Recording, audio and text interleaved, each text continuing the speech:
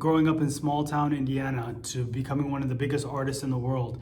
And it follows his path and his journey through ups and downs and roller coasters, through relationships and dealing with business and having to deal with his family. And it's a story of fame, chaos, and tragedy all rolled into one. Jafar Jackson in this film is brilliant from beginning to end. What makes his performance so well is that he could have easily done a Michael Jackson impression or a lousy gimmick. Instead, he does quite the opposite. He carries this film from beginning to end. He is the actual nephew of Michael Jackson. He is the son of the elder brother Jermaine.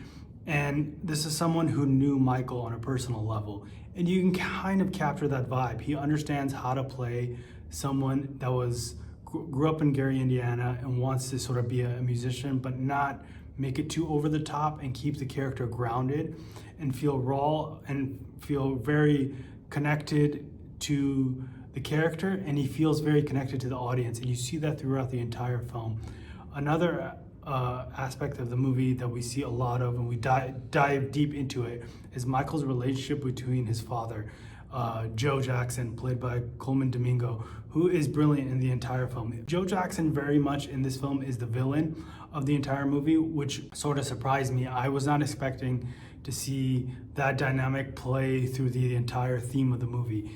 It is very much a movie about wanting to break free from your own family and try to have your own identity and your own control your own future without having other people, including your family and most importantly your father, control every aspect of your life. He is the villain of the movie, and I was surprised to see how big of a role his character played. I thought they were going to use him in one or two scenes, particularly the beginning, but we see him as the villain basically in the entire movie. Jackson 5, all the way to him becoming a solo music artist. Overall, I really thought this movie was very safe and very overly polished music biopic that we've seen before. These are some of the big issues I think a lot of audiences are going to have while watching this film. This film shows every different aspects of Michael's struggles in his life, whether it's isolation, dealing with fame, dealing with his sort of physical appearance, and you see the whole entire picture of his life. But every risk in this movie that they take isn't really a risk, right? When you're watching, what makes a great music biopic is when you take chances, when you show parts of the life of a music artist that we know that we've never seen before. This movie doesn't do that. It's very overly polished. It's a very controlled film by the studio and the director. They don't really necessarily show us different aspects of Michael Jackson's life. We see all of the hits, all of the big stories that happen in his life, but we don't really get a deep dive into who Michael was as a person. And maybe that's what it's a 2-hour film, so maybe that's what they didn't want to do. They just wanted to show different aspects of his life, but not go all in nuance in his personal life. I get that was the decision they chose to make. That was the only sort of issue I had with the film. They are great, and they also choose to go sort of all in on his.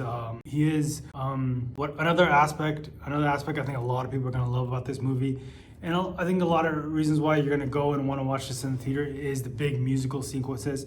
Those all live up to the hype. You see all the hits that you're expecting to see in a Michael biopic. You get the big thriller, and all of that is in this film, and it's all done brilliantly. You also see sort of Michael's inspirations, why he chose to incorporate certain things into some of his music. You know, his love of movies, his love of hip hop, LA street culture. They combined all of those in the movie very well, and they also show his relationship with animals, how he loves animals.